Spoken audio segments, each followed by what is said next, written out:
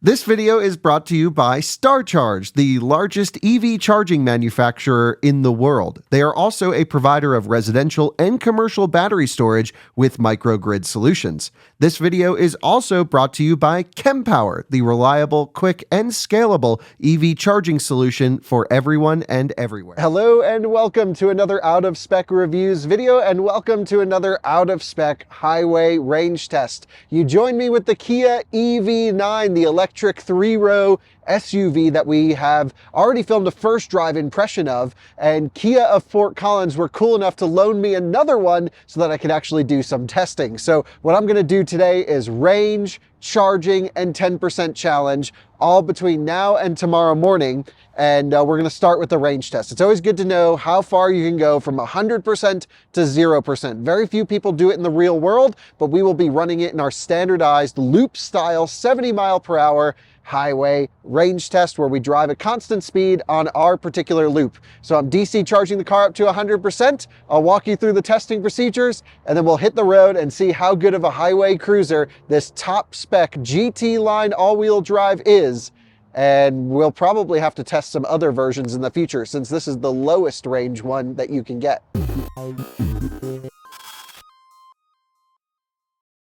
And here it is. You joined me at our typical come and go charging site, and it is looking sad.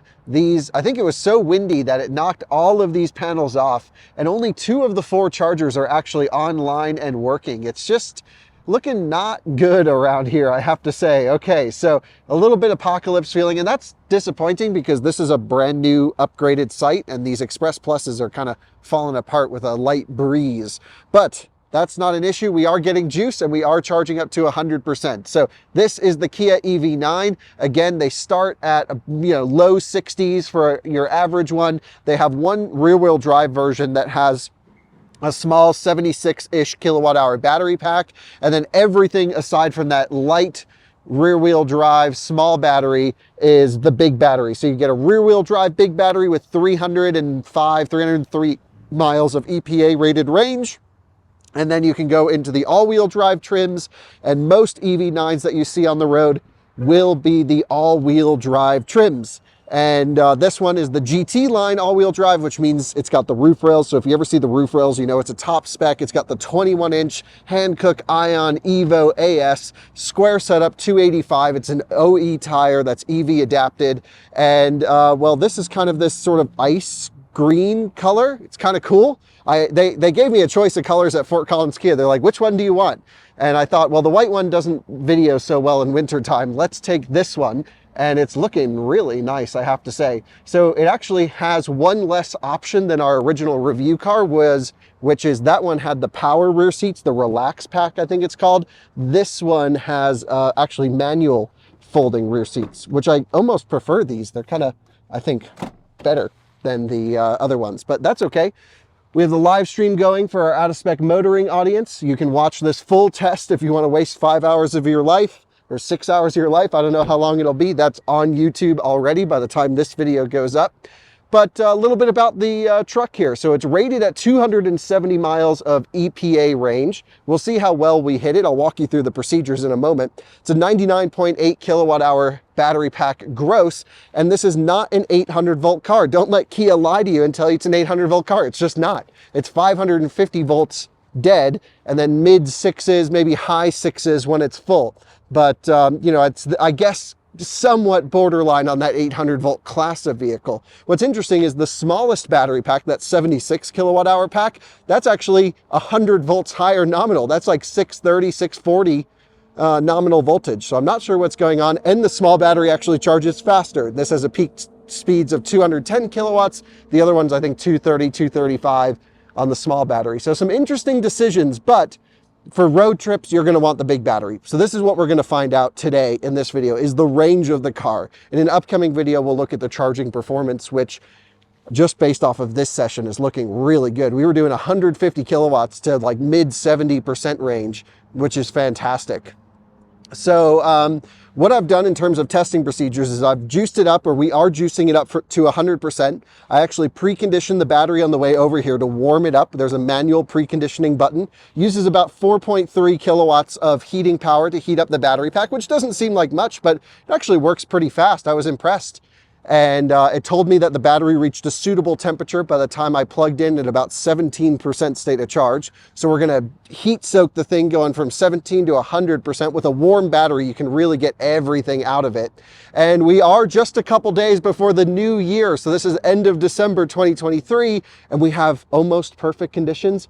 There is a little bit of wind, a little bit more than I would like, but not too bad. And we will be running into the nighttime, so temperatures are going to drop lower. It's about 55 degrees out right now, Fahrenheit, but it will drop into the 40s by the time we're done with our test. It is just what it is. We can only work with our weather conditions we have. Of course, I'd love to get a long-range rear-wheel drive, light rear-wheel drive trim, light long-range, I think it's actually called, and we could see if we can hit that 300 miles on the highway. I don't know. We'll see. This one might actually impress us here. So we're at 90% state of charge, doing 40 kilowatts right now. All is looking good. We're going to let this thing juice up. I got some snacks in the store already. Once we're done charging, I'm going to unplug the car, reset the trip computer, set it in eco mode. We're going to jump onto I-25 as usual, go up into Wyoming, over into Nebraska, which is what we always do, turn around, come back dead, and plug in and see how far we went. I will be using some settings, by the way, that Kia has done to optimize the range. This one has massaging and cooled seats, even has cooled rear seats, heated and cooled rear seats. We won't be using those, but I will be using this driver only AC function, which just shuts off the rest of the vents in the whole car and keeps it for me. We always run the most, I would say, eco-friendly climate control. For example, I'll put auto on 1. We'll run between 68 and 72. We always run the most eco-friendly climate control that the vehicle lets us have temperature control over. So yeah, it should be good. I'm looking forward to it. This is honestly a super impressive vehicle, and I'm just so about it. I think it's got great use of space, really cavernous second and third row, lots of room when you fold everything down. This one has the captain's chairs, but you can get a bench. Nice big glass roof. I've shut all the roof stuff. I'll make sure I shut the top one there, just so we don't have extra solar loads. As we're cruising, want to be as fair as possible to the EV9 in this test. And then we'll hit the road and see how far it goes. So join me for an adventure in the EV9 to nowhere, because we're going to end right back here. Well, you join me in the EV9 waiting to top charge. And I just want to be clear about a couple things. This, again, is not the ultimate best range test conditions. This car that I'm sitting in at the time only has 40 miles on it. Now, I scrubbed the tires and tried to break it in best I can, but I really like to range test cars that have 500 or 1,000 miles on them. Now, because this was given to me by a dealership, it's very unlikely that we'll have the opportunity to find one with that many miles unless they keep one particular demo. But in the future, it might be worth doing it again. Just tires need to break in, bearings break in. It might make a small 1 or 2% difference. It might make no difference at all, but typically I like to have some break-in miles on a car before I do a full range or an efficiency test. But at least we know the battery capacity is fresher than ever. This is this car's first ever charge. They're actually shipped, I've learned, from the factory, and they arrive at about 30 to 35% state of charge, which is fantastic. And Fort Collins Kia knows that that is the best battery for long-term state of charge. So they leave all of their cars at about 30 to 50% state of charge in storage. And then when they take delivery, when someone shows up, they juice them up then. I think that's pretty cool that they really know how to take care of battery packs. I was kind of talking to the guys on the lot. They're like, oh yeah, we leave them between 30 and 50 for storage. I'm like, that's perfect. That's awesome. So, the next thing is this car's voltage range is really interesting. At 94%, we're at 629 volts. So it's about 630, 640, maybe 650 completely fully charged. And dead, it's got to be low 500s, which is a very weird voltage range to operate in. So I'm very much curious and very much looking forward to seeing what our battery pack voltage is when we plug in after the test. I'll be keeping an eye on it. For those of you wondering how I'm doing that, I'll show you here really quick. I'm using an app called Car Scanner. and that is hooked up to an OBD port. I do this on all of my test cars. You can see it's right down there. It's just a V-Peak OBD adapter. You can just Google, they all work. Just make sure it's ELM OBD or something like that. And then you just use this free car scanner app, and you can customize all of these squares. So I've customized it where it will show the indicated battery state of charge. That's what I see here on the screen, 95%, but we all know batteries have some buffer top and bottom, so we're actually only at 92% of the full battery pack. This shows us how many kilowatt hours are left. So when we full charge, since this is a fresh pack, we'll get a pretty good idea of usable energy on this thing. Again, it's 99.8 kilowatt hour gross, and it looks like there's maybe a 3 to 5% buffer. So we'll take a look there. And it can also tell us what the current request is to the charger, 60 amps, the maximum charger output current, which some chargers derate their maximum output based on vehicle requests. So this is actually a 350 amp charger, but it's telling the car can only do 100. I don't know why they do that, but they do. It's not a problem or a bad indication. And yeah, so that's how this is all working. A little bit of nerd stuff for you guys. It's got the Meridian Bang & sound system in this thing. It's not, you know, when you really crank up the volume, it kind of dies up top. So it needs a bit more power, I think. It's 700 watts, which sounds like a lot, but maybe I'm used to like our e-tron or an iX with quite a bit. So yeah, we got the live stream going here. Some great comments. We have people making range predictions. Alyssa, we have Colton making range predictions over here. Some are guessing 250. Matt Evans just guessed 262.4. One thing we've always learned is whatever Alyssa says is correct, because she always guesses them on the nose, or at least gets very close in past tests. So we'll see. I have no idea what to expect from this one. I have an EV menu here. It'll show me a few things. This is how you activate manual battery preconditioning. With this little button, again, the car is off. It will show me our energy usage. The one thing I need to figure out is trip information. And I think that's actually done right here. So current trip, great. We'll be able to reset everything after charging. Since last reset, there we go, fully reset. And I'll make sure I do that before I leave. Again, fresh car, only 40 miles on it. Not what I would like, but again, that's it's better than no test. Let's just put it that way. And again, I'm not sure how much that actually affects results, but I don't know. There's so many variables in these tests. It should just give us a good idea of how far this will go on the highway. So everyone's making their predictions. We should be getting pretty close to going. It seems the top charging performance is pretty weak on this compared to other eGMP models. Still much better than other cars though. So I can't wait to do the full charging analysis. Seems like this thing rips to 90% and then kind of dies for that last 10%, which, yeah, that's probably good for battery health and longevity. Don't know. We are at 99% state of charge, and it just dipped to 1 kilowatt. It indicates 3 minutes remaining, and I'm not sure if it's doing a little battery cell health check to finish top charging. It definitely indicates that it's still charging. And oh, I just heard a click. Contactor's off. We're done. So let's shut off climate. Okay, climate's off. Car off. We're all off. I'm going to unplug. That was very weird top charging behavior. Don't think I've ever seen that from any of these before. The car is indicating, well, we'll take a look when we jump in. Okay, so time to unplug and go. Complete 100%. 57 minutes on this particular charger, and the charger was limited at 250 amps, which normally these are 350 amp chargers. I put in 85 kilowatt hours, cost me $34. I don't think you guys can really see that. And there we go. So to close the charging port on this one, really nice, this upgraded flap in compared to the old dangly thing. And then I can just hit this. What? Close. Go. Close. Okay. I don't know why won't the charging port close on this thing? Maybe, I don't know. I need the charging port to close. This is weird. Lock, unlock. Okay, I need to make sure that closes before we go. A little lock, unlock, and it sucked itself in and closed. So we are good to rock and roll. So let's get the settings going. No time for delay. We don't want to let this thing sit for too long, even though we have all the loads off of it. So start button is down here. We are firing up. So let's buckle up. Let's select Eco Drive Mode, not Sport, Eco. The vehicle is predicting 290 miles, which is 20 more than the EPA rating, but of course that's a guessometer. Let's, that's since last reset. What else do we have here? After charging, current trip. hold okay to reset. I think we're all reset. We're good to go into drive. Let's move this out of the way. Let the live stream viewers see what's going on outside. And we have to go climate control on auto, driver only, AC on. We are going to run not iPedal because iPedal engages the front motor. So we are going to run level 3 regen, at least for now.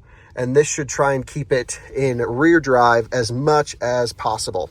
If we run iPedal, it keeps the front motor connected, and these are dual permanent magnet motors, and I like to have that disconnect open so that we don't have losses. The EV9 has a silicon carbide inverter on the rear axle, which really helps with performance under light loads, whereas the front motor, which is there for extra power or extra grip in slippery situations, is only a silicon inverter, and that's okay for its intended purpose. I think this is the right way to save cost as well as provide the best experience in terms of range possible. You can see we're running just rear wheel drive now. So let's jump on the highway. Can we squeeze ahead of everyone? I think the answer is yes. And as soon as we jump on the highway, I'm going to GPS confirm that 70 miles per hour indicated is 70 miles per hour actual.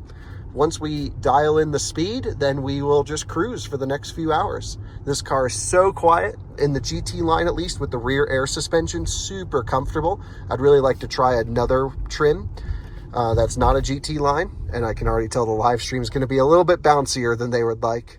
And so, yeah, let's get up on the highway and cruise. And here you join us merging onto I-25, and we will be gently accelerating, again just using that rear motor as much as possible, up to 70 miles per hour by the end of the on-ramp.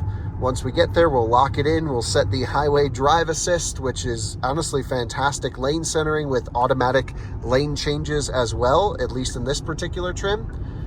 And let's see, 68, 69, 70, we're almost there.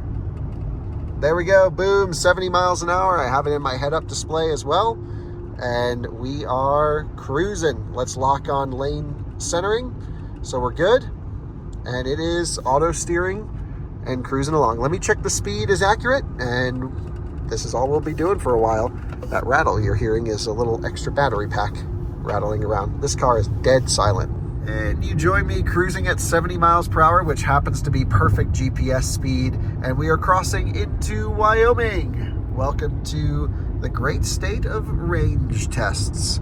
And everything is good. We've crossed at 91%. We know it's going to be a long day whenever we cross that sign at 90% or above.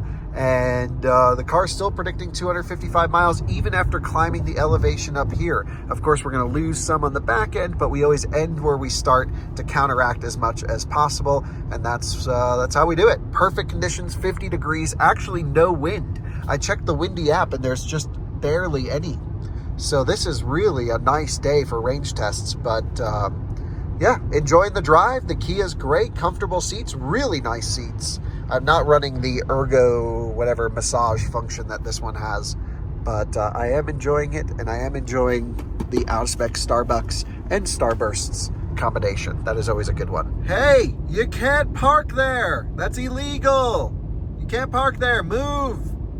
That looks like a gnarly situation. Must have been windy the other day, and they're pulling it out of this hole right now. Some serious equipment here as well. Well, take a look at this. We've got a Model 3 coming up in the mirror, and they were waving, so I'm pretty sure they must be a viewer coming to say hello. So, thumbs up, and he's got his dog with him. That's so cool. 2 amped. Well, that's a cool plate. Freaking awesome. Love to see it. You join me in Nebraska, getting passed by Swift trucks. You know you're having a bad day when the Swift guy smokes you. Anyway, 75% state of charge, 76.2 miles, 2.9 miles per kilowatt hour. But keep in mind, we have a bit of a tailwind. We've lost some elevation. We won't know efficiency until we turn around and come back. So cruising and enjoying it. By the way, I've learned that the steering wheel is capacitive and it lets you go forever without touching the wheel. Not that I recommend it. Always keep your hands on the wheel. But we did some testing with the live stream folks, and it is a capacitive wheel, and it goes for like minutes before it asks you to touch it. Well, you joined me at 58% state of charge. Not much to report here. Capacitive wheel, great driver assistance, great sound insulation. Car's feeling nice. Got the shades up for all the solar load avoidance. And yeah, temperature is a little bit cold here in the middle, 47, 48 degrees, something like that. But what can you do? It's actually going better than I expected. We're going to take the next exit here, exit 59 in 3.6 miles. Again, we're at 58% state of charge. We'll probably make it back with some remaining, and then we'll loop closer to the charger. So yeah, let's hit that next one. And again, this is another vehicle that doesn't have the Kia Connect services activated because this is from Kia of Fort Collins, and it's not a press car. And so whenever someone buys it, they'll activate the services, but it means that it doesn't show me state of charge on arrival or route planning. Apparently it has the capability to do it. We actually have some EV9 owners on the live stream, but this one's just not activated to do it. But it does seem to be updating our projected range based off of route guidance so that you get, if you're going to go up a big hill, it'll, basically calculate all that in so you don't run out. That seems like a good thing. Our Audi does that. Many other cars do that, of course, but it makes sense. Apparently, Sidney, Nebraska is Capella's world headquarters, and we are taking this exit. So I'm just kicking it off of cruise control, and we're going to gently regen on the way down, and then we'll turn around and pop back on the highway. Let's just take a look really quick at our, let's see, this one right here. See if we're regenning in just rear wheel drive. It seems just the rear motor is regenning at the moment. We'll come in here. We lost the live stream again. Cell service has been rough today. When I touched the brake pedal, it blended in the front motor for regen, but under just full liftoff, it did not have the front motor connected. Okay, let's go. We'll make a U-turn, hop back on, get back up to 70. We are now merging back up to 70 miles per hour, even accelerating and climbing this hill to reach 70 by the end of the on-ramp. We are just going rear-wheel drive, and we're not even using all of the rear motor's power. That's pretty good. 68, 69, 70. Perfect timing right there. And we will lock ourselves on auto steer. We will lock ourselves on cruise control.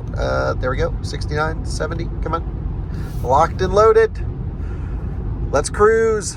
We are at 50% state of charge. Well, it just ticked down to 49, and we have traveled 148.6 miles, which means this thing's gonna do close to 300 miles. Will it beat its EPA rating? I don't know. We still have to make the climb back up to Cheyenne, but then we drop into Colorado, and the temperatures are getting colder, so it's hard to say how this is all gonna play out. But 2.9 miles per kilowatt hour is incredible so far.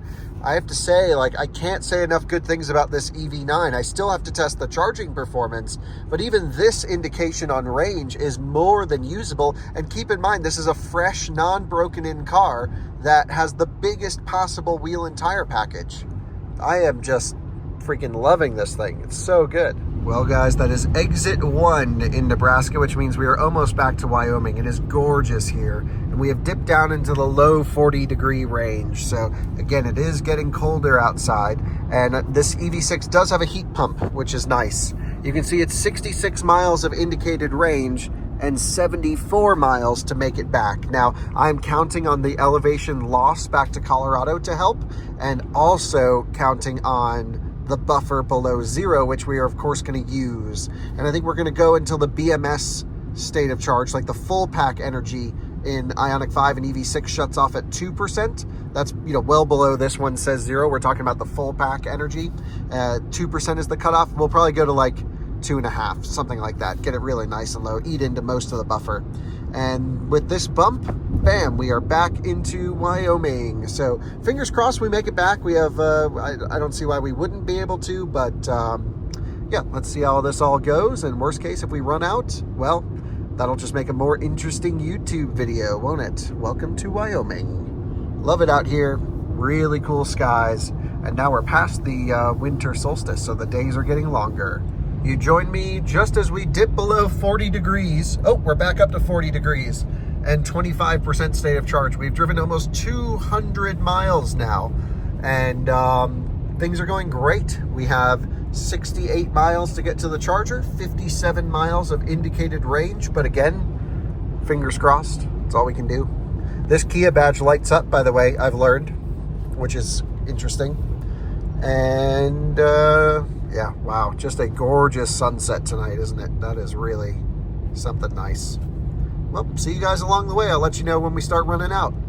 We have our first warning, low EV battery, 20% state of charge. We haven't even made it back to Cheyenne yet, so fingers crossed the efficiency improves. Otherwise, we might be in for a bit of an adventure here. But there we go. Search for stations. No thanks. We're good. 60 miles to go, 45 miles on the guessometer. We got this. We are cruising into the general Cheyenne, Wyoming area. We have 24 miles of range predicted. But thankfully only 45 miles to get to the charger. So things are looking interesting to say the least. We have, again, a buffer that we can use a little bit below zero, which is this SOC BMS. But the battery is expecting about 10 kilowatt hours left. Now keep in mind, we are climbing up into Cheyenne and then we're going to take a dip down back to Colorado, but the temperatures are dropping very quickly. Only a few minutes ago it was 42 degrees. Now we're down to 36. I've climbed it on because I still want this to be a representative test, and if we're going to run out, we're going to run out and do the test the proper way. So yeah, I would say we are in a bit of a spicy situation, but I like it. It's fun. Could lead to a good YouTube video. Stay tuned. I don't know what's going to happen, but the live stream viewers and you guys, we're sticking together. Well, I think this is the first time I've received a power limited message before we even make it back to Cheyenne. But we're at 10% state of charge, rolling into the city. Fingers crossed. Guys, this is looking way close at the moment. 6%, 33 miles to go. We're just cresting into Cheyenne. It says 12 miles of range. Colton and Alyssa are already running to get the R1T and drive it up with the tow strap. Andreas is up in his Model 3 coming up. And it's not the end of the world. I guess the thing is I could end it here in Cheyenne, but we're at much higher elevation than when we started by about 1,500 feet. And that just isn't a fair result for the Kia. We have to go as close to the starting elevation as the range will take us. And that's exactly what I intend to do. I'd rather run this thing out than bail out early and scrap the test. So yeah, we need to give this thing a good showing. So if we can get through the Colorado border, it's all downhill after that. We have crested the final hill at 6,300 feet of elevation. It's about, 5,000 feet back to where we started. At where we started. So hopefully we can get some juicy regen. The cold weather is making the air pretty dense though, which doesn't help too much, but thankfully we are at elevation, which is why we ride this loop. So yeah, I've slowed down to 60 miles an hour just for a little bit, just for these final climbs. And we're gonna rock and roll back up to the test on the downhills here pretty soon. All right, folks, I've made the executive decision that we are going to drive 60 miles an hour now. Typically, we do this on our range tests anyway. When we pull off the highway, we drive it down on back roads at a little bit lower speed. We are bouncing between 2 and 3% on the downhill. I've shut off climate control because, well, I kind of want to see if we can somewhat make it back. But we're right at the end. It doesn't skew results too much, but it's certainly not ideal. But I do want to get even into Colorado, which we have not crossed the border yet. It's over there before we run out. Welcome to 1% state of charge. Feels good down here. Really nice. Still have plenty of power. We're doing 60 miles an hour, like I mentioned, and the whole world is blowing by us. We have 18.4 miles to go. I don't think there's 18 miles worth of buffer in this thing. Indicated here is 6% battery pack SOC BMS. So we're gonna keep going, and yeah, so Alyssa's working on grabbing the trailer, and we're gonna winch this thing up on the back of the Rivian, assuming she can figure out how to hook up the trailer and the truck with Colton. And she didn't seem super excited to help out because Blue has swim class, and this is interrupting his swim class. But I feel like, yeah, maybe intentionally driving an electric car to zero also isn't a good excuse. So I think, yeah, well, sorry, Blue. We'll get you another swim class. Okay, we've hit 0% and cruise control just deactivated. Turtle mode is on. It's indicating only 480 watt hours on car scanner, which is concerning to me. 380 watt hours. but it still says 5% SOC BMS. So I'm hoping we can go below 0 watt hours remaining, because that would be nice. Otherwise, this could get a little bit spicy. So we're just cruising along. I have to manually push it on the accelerator pedal. It's another 15.5 miles to the charger. Someone said it'll have 10 miles at 0. So that's a good indication. We might make it back. I might even drop it to 55 miles an hour, to be honest, because I feel like that's pretty consistent with our other testing, where we go slower towards the end. So I've got it in 0 regen. We're just coasting down the hill at the moment. So I'm not, regen of course is less efficient. We just want to coast as much as possible. So we have gravity in our favor, folks. We are now at 0% state of charge with 0 energy buffer remaining, and the car is still moving. So I think that was just a false warning. We're good. We have a few percent. We're going to keep going. I'm going a little bit, again, we're just cruising low speed. The world is blowing by us. But yeah, we're going to try and bring this thing home. Let's see if we can do it. I mean, we still have another 14 miles, so maybe my optimism shouldn't be so high. But we're pulling out all the stops to make it back now. I'm going neutral, we're coasting. Well, we are just running it down to 0% on the SOC BMS in hopes that we make it to the charger. It's 8.5 miles to go. We're doing 53 miles. There's still some power left in the battery pack, and I'm looking at a lot of downhill in front of me. So I'm hoping we're good. I'm just coasting as much as possible. And I really think we're following pretty closely to our typical range tests, where we do drop the speeds towards the end to typically run it down on frontage roads. We're typically not running it down on the highway like this. And yeah, this is the closest I've ever cut it before. Again, another 8 miles left to go, but that's not the end of the world. I'm gonna let off the throttle here. Let's put it into neutral. Let's coast. Even 0 regen does, when I put it in 0, it does like 2 kilowatt regen. Neutral is better. So we're coasting in neutral. We are down to 2% SOC BMS, and I'm gonna bail out and take this exit here, and then we're gonna roll on the frontage roads back to Wellington. I can pretty much see come and go from here off in the distance. We're only 4.1 miles away. But let's get some regen juice as we come off this exit. And let's take the frontage road back. Power limited, I know. Don't worry, I know. And Owl Canyon Road to the right. We need to go to the left. Hop on the frontage road that runs all the way back. Is anyone coming? Oh yes, someone is coming with maximum regen. Oh no. Is it dead? Is it dead? I can't quite tell. I don't want to pull out in front of a car. No, it still moves. It still moves. Okay, let's do it. Oh my gosh. Barely moves. Barely moves. Come on. It's going. I'm being so gentle on it. It is at 2% SOC BMS, which is when the other cars shut off. Okay. Let's get on the frontage road. Let's see if this thing can make it back under its own power. I have no idea. Genuinely no idea if we'll make it. Sorry for holding up all the traffic. I'm going so slow. Okay, we are going to carry speed through here. More downhill. Good. Let's do it. Keeps dinging at me. Power limited. I know. 262.4 miles. Only 3.8 miles left to the charger. Oh baby, come on. Off in the distance there is the exit, and we are in neutral, coasting at 36 miles an hour. I'm hoping we can make it. It is a bit downhill. The only question is, will we have enough power to crest the highway?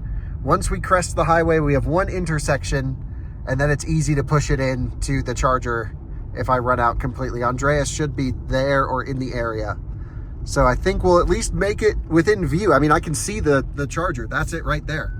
That sign, that McDonald's sign is past the charger. So we just need to be able to make it back. And again, I'm just coasting in neutral for as much as possible. Half a mile now. Half a mile. It's in walking distance. Come on, EV9. I'm going to try and do a little regen here because we just have to crest this highway. We have to get up there. Fingers crossed. Carrying the momentum up the hill to the Charger. Into neutral. Into neutral. We got to make this green light. There's no way around it. The Chargers are in view, baby. The Chargers are in view. I can see Andreas in his Model 3 right there. Oh boy. We got to time this right. We got to time this right. Come on, hurry up through the intersection. Oh, cutting it close. All right, let's go, baby. We just have to make it right there. We have to make it right there. Yes, I think we can do it. We can do it. Oh, we made it back. Alrighty, Andreas reporting here. I've been following the live stream and just shut it off. And Kyle should be here any second. Let's see. Is that him? That looks like the Kia. Yeah. Yeah. He's making it. Oh my god, those front lights look amazing. Yes, he's making it. Woohoo!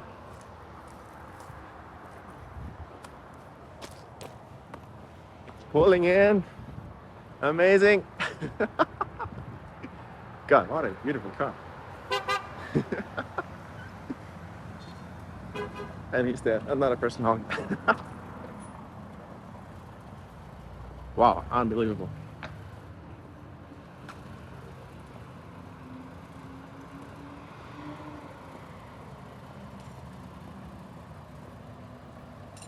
Yeah, still goes in reverse.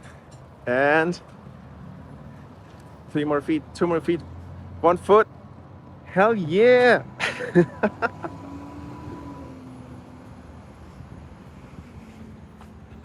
Amazing. That was such a freaking nail biter. We made it. Awesome. Okay, well, the final stats for you guys. We got everything out of the battery pack. I mean, literally everything out of the battery pack. Everything is just dead. It's good to know you can go down to 1% SOC BMS. Good thing this is a brand new pack. All right, we are plugged in. There was no way we freaking made this thing. That was crazy. That was epic. We're plugged in. Drink some juice, Kia. Drink some juice. Okay, well, now that we're dead, let's check the battery pack voltage really quick. What is the battery pack voltage? What is it? Come on. 455 volts, so it does go below 500, which is weird because some chargers reconfigure at 500 volts. But we're charging. Drink the juice, Kia. Drink the juice. Wow, what a machine. This thing just freaking went. That was great. IKEA makes it. That was wild. It's the voltage is so low right now. 475 volts. 100 amps doing 50 kilowatts. Hey, better than nothing. Well, that was a freaking epic range test. Let's end with my final thoughts. And can't thank Andreas enough for coming all the way up from, I don't even know. From Broomfield, that's right. Just an hour. I was thinking Boulder. I knew it was a B. Yeah. Okay, nice. Andreas, that was freaking epic. That was the best live stream so far, I guess. Yeah. Any range test. Yeah, I mean, honestly, if you don't, you should actually go back and watch the live stream if you watched this one, yeah, so you could follow along towards the end, because I was at 4% or 3% in Wyoming. Yeah. And it made it all the way here. Yeah. You weren't even in the state yet. Yeah, it wasn't even in Colorado. That's crazy. Holy smokes. So yeah, I dropped the speed a little bit at the end. I think it did, 260 miles or something like that. You can knock a couple miles off if you want it.